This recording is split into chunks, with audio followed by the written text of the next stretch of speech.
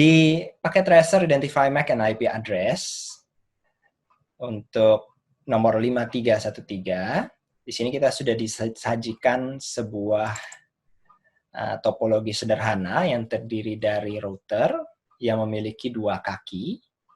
Maksudnya dua kaki, di sini ada dua interface-nya.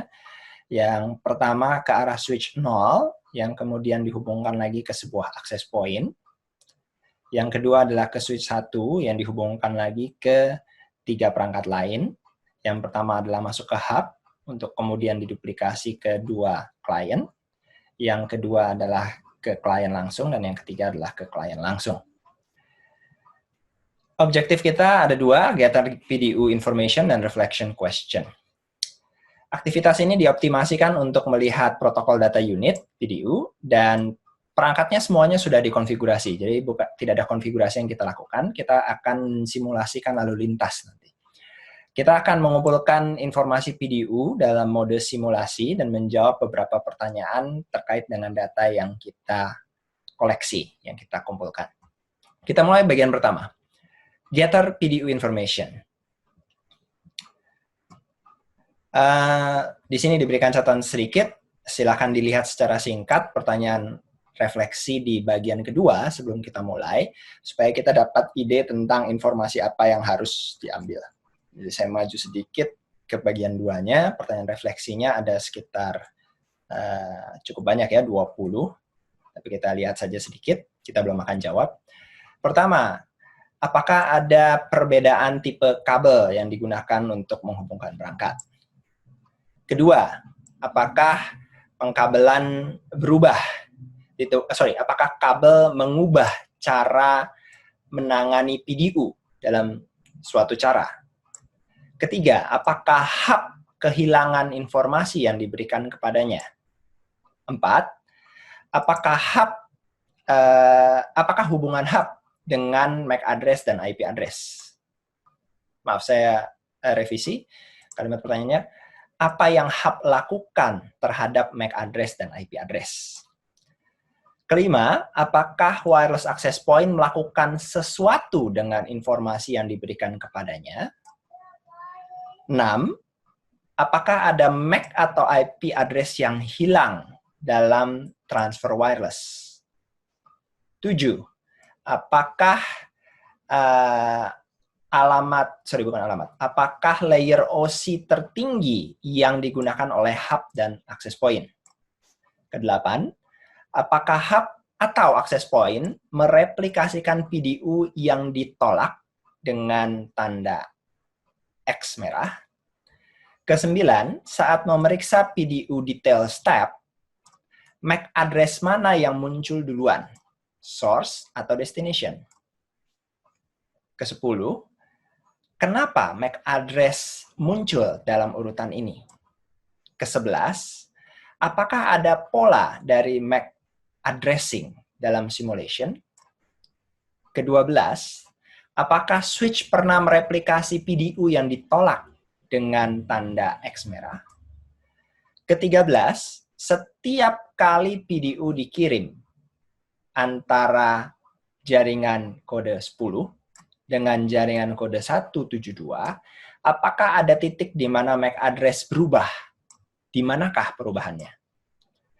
Ke-14, perangkat apakah yang menggunakan MAC address yang dimulai dengan 00D0? Ke-15, perangkat apakah, to what device did the other MAC address belong?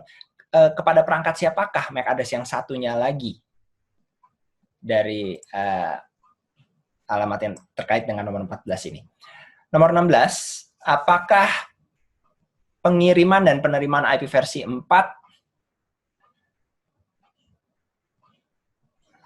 berubah pada PDU yang dikirimkan? 17, jika Anda mengikuti balasan dari sebuah ping, yang kadang-kadang disebut sebagai PONG, apakah alamat IP versi 4 pengirim dan penerima bertukar? Ke-18, apakah pola dari alamat IP versi 4 di simulasi ini? Ke-19, kenapa alamat IP yang ada di jaringan yang berbeda perlu diberikan atau di-assign pada port yang berbeda pada router.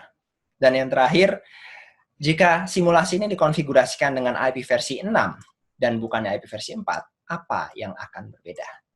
Jadi dari 20 pertanyaan itu, kita mendapatkan ada beberapa pola data yang harus kita kumpulkan. Di antaranya adalah pola kabel apa yang sedang digunakan, lalu cara kerja yang dilakukan oleh hub, access point, dan nanti dengan simulasi akan kelihatan kenapa yang paket tertentu bisa lewat dan yang lain tidak bisa lewat. Baik, ini gambaran utamanya. Saya akan mulai saja. Saya akan menggeser ini ke layar yang berbeda. Ya. Oke, ini juga saya minimize-kan. Sehingga saya akan melihat di sini langsung.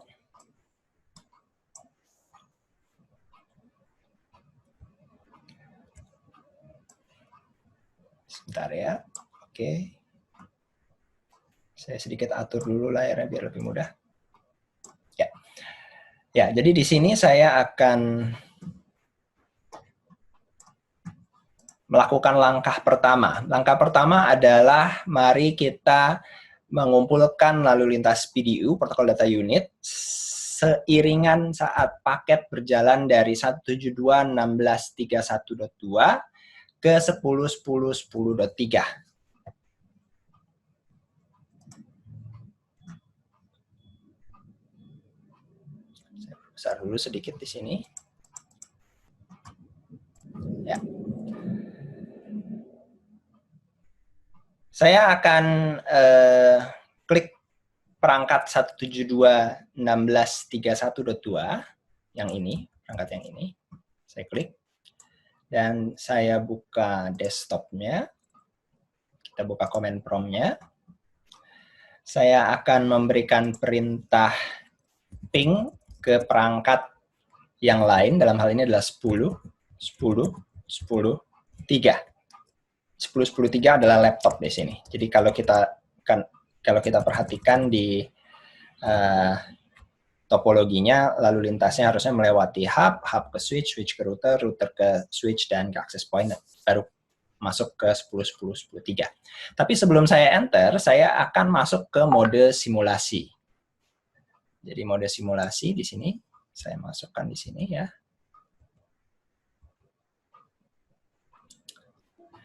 Baru saya tekan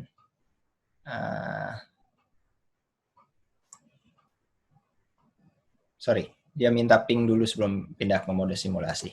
Gak apa-apa, saya real time dulu. Ini saya enter. Kita tunggu prosesnya. Biasanya yang ping pertama dibuat gagal, dan yang seterusnya baru dibuat berhasil. Oke ya. Ini jadi dalam kondisi real time terlihat bahwa ada komunikasi antara host 31.2 dengan host 10.3. Antara ini dan ini. Nah, detail kerjanya seperti apa? Saya jalankan lagi perintahnya, tapi kali ini saya pindah dulu ke simulasi, baru saya tekan enter. Ya, enternya di jalan. Dan terlihat di sini ada sebuah paket ping ICMP diwakili di sini warnanya hijau. Ya. Dan kita akan lihat apa sih isinya. Saya bisa klik di sini. Akan dibuka PDU information-nya. Pada PDU information-nya di sini terlihat bahwa saat ini ada di perangkat 172.16.31.2 dan source-nya ada di 172.16.31.2, masih ada di perangkat itu sendiri, tapi tujuannya kepada 10.10.10.3. Jadi ini dalam kondisi dipisah dua, in layer dan out layer. In layer ini maksudnya yang mengarah masuk ke host tersebut, out layer adalah yang mengarah keluar dari host tersebut. Kita akan memperhatikan beberapa informasi, diantaranya adalah di bagian outbound PDU details di sini, yang menunjukkan secara detail. Ini menunjukkan frame, header frame-nya. lalu header IP-nya, lalu permintaan ICMP-nya, dan datanya. Jadi karena kita meminta perintah ping, mengirimkan permintaan ping, ini masuk dalam Internet Control Messaging Protocol, ICMP di sini. Dan di ICMP ini permintaannya sebenarnya mudah pengertiannya, yaitu saya menanyakan kepada IP target, apakah kamu ada? Kurang lebih seperti itu ya. Jadi di sini kita catat bahwa ada informasi di layer 2, informasi di layer 3, dan informasi di layer ICMP sebenarnya masih dimasukkan di layer 3, tapi ada juga yang menuliskannya ke layer 4, tidak apa-apa di sini, karena memang dienkapsulasi di dalam IP. Nah, destination MAC address-nya adalah, perhatikan di sini, 00D0BA8E7 41A. Pertanyaannya, apakah ini MAC address dari ini? Dari target akhirnya? Ya. Itu pertanyaan kita pertama. Destination-nya. Apakah iya? Sebelum kita jawab itu, kita perhatikan juga source MAC address-nya adalah 0000C. Saya sebut saja 4 digit terakhirnya ya, 1DA7. Apakah ini MAC address si pengirim? Lalu ada source IP address di bagian header layer 3-nya, 172.16.31.2. Ini adalah IP host pengirim. Dan destination-nya 10.10.10.3. Ini adalah IP tujuannya. Kita catat dulu, ingat-ingat ini ya, 741A. Saat di sini kondisinya adalah 741A, destination address-nya. Saya majukan. Saya tekan capture. Terlihat animasinya di sini masuk ke hub. Saat masuk ke hub, terlihat bahwa hub melakukan duplikasi, dikirim ke switch dan dikirim ke 31.3. Kemudian switch yang melihat, oh ini hanya bisa saya kirim langsung ke router. Router yang baru kemudian mengirimkan lagi ke switch, switch baru mengirimkan kembali ke access point, dan perhatikan access point-nya kemudian mengirimkan ke seluruh laptop yang nanti akan ditolak oleh 10.2. Ya. Nah, prosesnya saat ini sudah sampai di 10.3, lalu 10.3 membuat balasan. Balasan dikirimkan ke access point. Access point kemudian meneruskan ke switch, switch kemudian meneruskan ke router, router kemudian meneruskan kembali ke switch, switch kemudian meneruskan ke hub. Ya, bersama dengan di sini ada informasi kembalian. Hub kemudian meneruskan ke perangkat yang kemudian diterima oleh 31.2 dan 31.3. Ini saya pause dulu. Karena pingnya dilakukan 4 kali, maka proses itu berulang sebanyak 4 kali. Kita akan telaah lebih lanjut. Tadi kita baru menelaah paket ICMP yang pertama, yang ini. Kita lihat tadi bahwa MAC address tujuannya adalah 741A. Kita lihat dalam perjalanannya saat sampai di hub, di sini, saat tiba di hub, ini paket yang kedua ya. Saat tiba di hub, hub kemudian menerima inbound video details-nya masih sama, dan outbound video details-nya juga masih sama. Cuma karena cara kerja hub adalah menerima dan menguatkan ke seluruh port aktif, kecuali port masuk, maka oleh hub yang tadinya masuk ke sini, saya mundurkan di sini ya. Maaf. Saya bisa mundurkan sedikit langkahnya. Ini yang pertama kita tadi. Sampai di sini, oleh hub akan diduplikasikan ke 31.3 dan ke switch 1. Kenapa ini? Karena sesungguhnya hub hanyalah perangkat yang memahami hingga layer 2 saja. Artinya dia tidak mengetahui, bukan layer 2, layer 1 saja. Artinya dia tidak mengetahui alamat MAC, dia tidak mengetahui alamat IP. Alamat IP ada di layer 3. Karena hanya mengetahui fungsi layer 1, yaitu menerima sinyal dan menguatkan, maka oleh hub pasti cara kerjanya diteruskan ke semua port aktif kecuali port masuk. Dalam hal ini, si 31.3 mendapatkan sebuah paket ping yang berasal dari 31.2, tapi bukan ditujukan untuk 31.3. Makanya di sini ada X. Artinya 31.3 mengabaikan itu. Ini pertanyaan bukan buat saya, akan saya drop. Akan di-dropnya di layer 2-nya. Saat dia mengecek bahwa MAC address tujuannya bukan buat dirinya, akan dibuang. Kita lihat sekarang perjalanan paket yang hasil duplikasi yang satu lagi yang sampai di switch. Saat sampai di switch, kita perhatikan di sini bahwa alamat MAC address sumber 1DA7 dan MAC address tujuan 741DA tidak berubah. Tidak mengalami perubahan. Kalau kita mau lihat detailnya, di paket IP-nya pun tidak mengalami perubahan. Tetap 31.2 dari 31.2 kepada 10.3.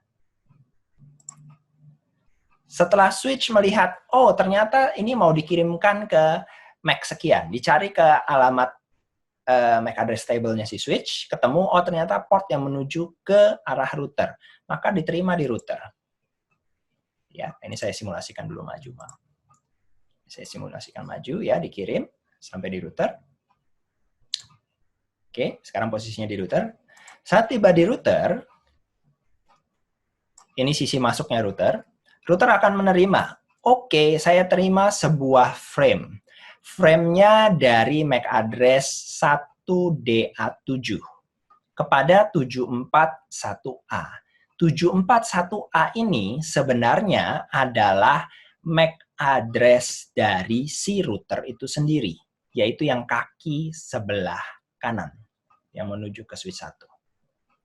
Jadi, frame tadi yang dikirim dari 31.2 sebenarnya ditujukan kepada kartu jaringan gateway, kartu jaringan router. Kenapa saya bisa bilang begitu? Kalau kalian perhatikan, setelah melalui proses routingnya router, proses routing tidak kita bahas secara eksplisit di sini. Intinya nanti router menentukan bahwa, oh saya harus kirim via jalur yang satunya lagi, ya, via yang ke sebelah kiri. Maka si router ini akan merombak si layer 2-nya, layer 2-nya dirombak, sehingga sekarang dari 2401 kepada 572B. Saya ulangi, dari 2401 kepada 572B. Jadi perhatikan di sini berubah. Layer 2-nya berubah. Enkapsulasi layer 2 sebelumnya itu akan dibuang. Terlepas dari perubahan layer 2 tadi, isi dari layer 3-nya konstan, tetap tidak mengalami perubahan. Saya tutup, kita lanjutkan. Masuk ke switch. Oleh switch, karena switch bekerja hingga layer 2, switch default standar bekerja hingga layer 2, memahami bahwa, oh, saya akan cari ke MAC address table saya, ketemu, dan oh, ternyata tujuannya MAC ini adalah kepada access point. Ya, jadi dikirimkan ke access point. Meskipun nanti si switch misalnya terhubung ke komputer lain di ujung-ujung sini, maka switch tidak akan menduplikasikannya selama switch tersebut sudah memiliki MAC address table yang sudah lengkap. Kita lihat sekarang kondisinya ada di access point. Oke, sampai di access point. Access point juga melihat, access point itu sebenarnya perangkat layer 1 saja ya. Perhatikan di sini bedanya, kita melihat topologi ini menggunakan access point, bukan router access point. Router access point berbeda dengan access point. Access point sendiri itu tidak memiliki fungsi routing. Dan jaringan yang ada di sisi wireless dengan jaringan yang ada di sisi wired sama. Artinya sejaringan di layer 3-nya. Kita lihat di sini, inbound dan outbound-nya. Inbound masih merupakan frame Ethernet. Ethernet 2 di sini. dengan destination address kepada 572B dari 2401. Tapi outbound-nya, frame-nya sudah berubah menjadi 802.11. Ini standarnya wireless. Dari kepada 572B. Nah, ini alamat yang mana? 6C82, 2401, muncul lagi ada alamat-alamat baru. Nah, nanti kalau kalian sudah membaca atau memperhatikan pembahasan kita sebelumnya yang terkait dengan perbedaan struktur frame pada Ethernet, point-to-point, dan wireless, kalian sebenarnya sudah bisa menarik hubungannya nanti, oh ini pada perangkat access point untuk standar 802.11 itu mengalami sedikit perubahan dalam konteks nanti ada alamat MAC address pengirim, alamat MAC address penerima, alamat MAC address transceiver, pengirim sinyal, dan alamat MAC address receiver, alamat MAC address penerima sinyal. Jadi penerima dan pengirim sinyal bukan berarti end devices-nya. Nah, yang saya mau titik beratkan di sini adalah terlihat perubahan. Frame-nya mengalami perubahan. Dan kalau perlu, di sini sudah menjadi alamat MAC address transceiver dan receiver. Ya. Tujuannya dikirimkan kepada siapa? Di sini terlihat masuknya kepada dari 572B dan kepada dari 2401 kepada 572B. Di sini terlihat bahwa ini darinya 2401 kepada 572B, dan dia juga akan mengirimkan ke si 10.10.10.2. Kalau saya tampilkan di 10.10.10.2,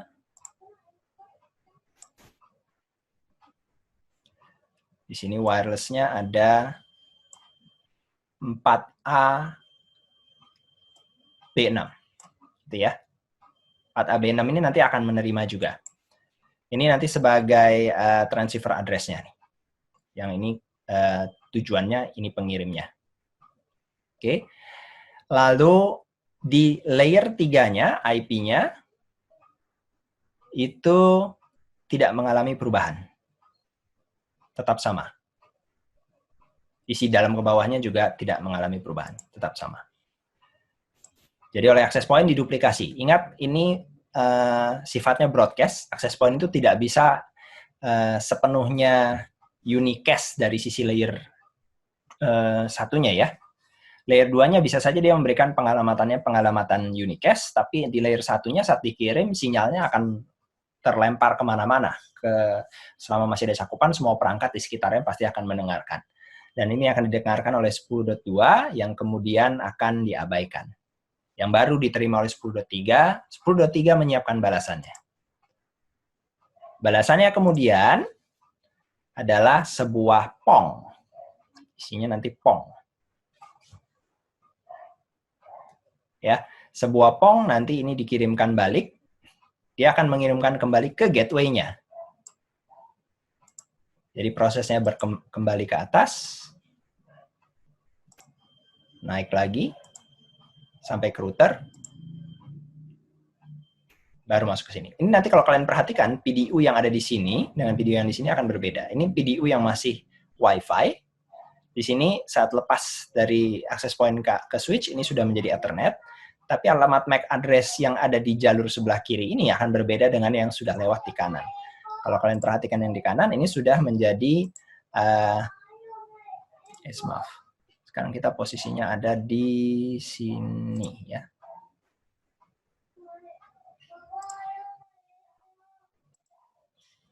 Bentar, saya lihat ini, iya, yang ini.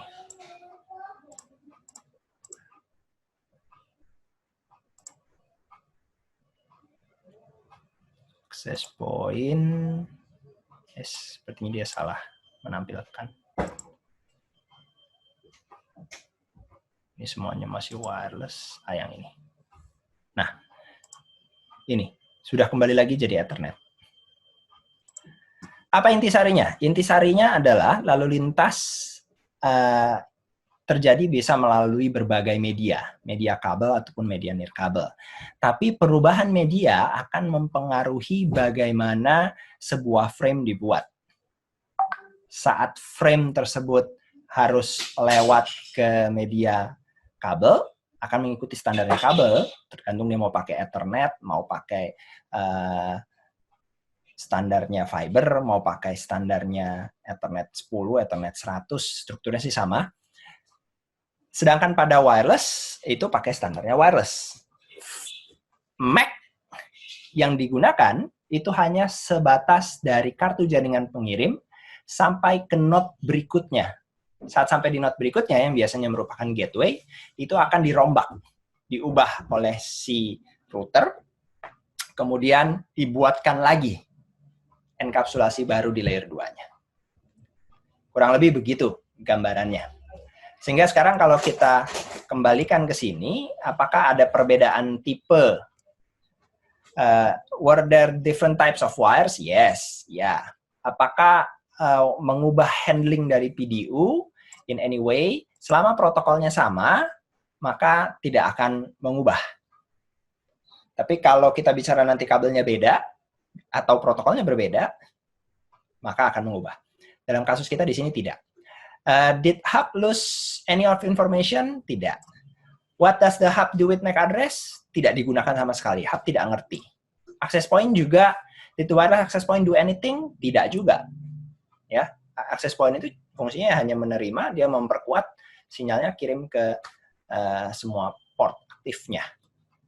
Cuman konteksnya adalah jadi wireless. Was any MAC or IP lost in the wireless transfer? Tidak.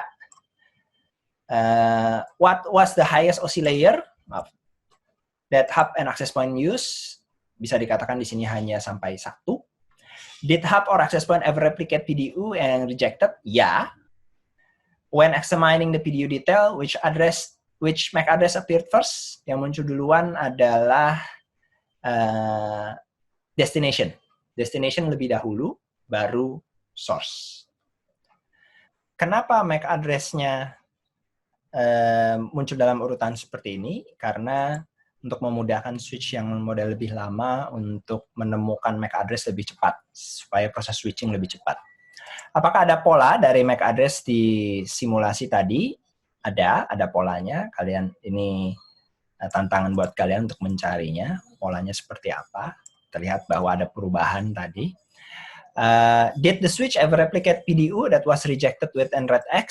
Apakah sempat sebuah switch membuat sebuah PDU yang nanti ditolak? Jawabannya tidak. Every time the PDU send between 10 network and 172 network, apakah ada titik di mana MAC address berubah? Iya, ada perubahan. Di mana perubahan terjadi? Pada router. Which device use MAC address with starting 00D0? Nah, ini nanti bisa kalian cari. Tadi kita sudah menunjukkan juga yang mana 00D0. To which device did the other MAC address belong? MAC address maksudnya tujuannya ya. Yang 0700D0 itu adalah yang di sini sepertinya.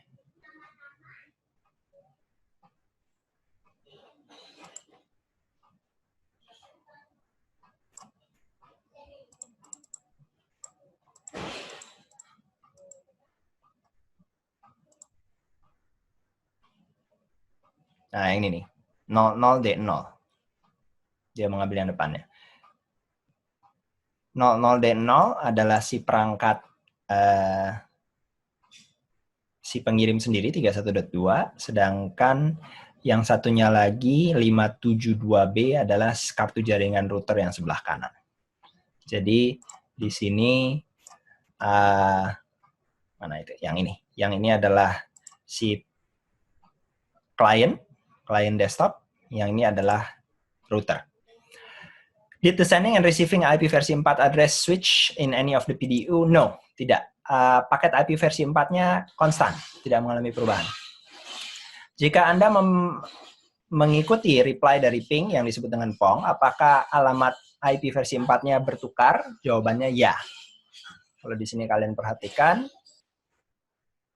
di sini misalnya dari saat dikirimkan, dari IP 31.2 kepada 10.10.10.3, maka nanti saat di posisi balasannya, yang ini, ya, maka posisinya dibalik. Yaitu, sebentar.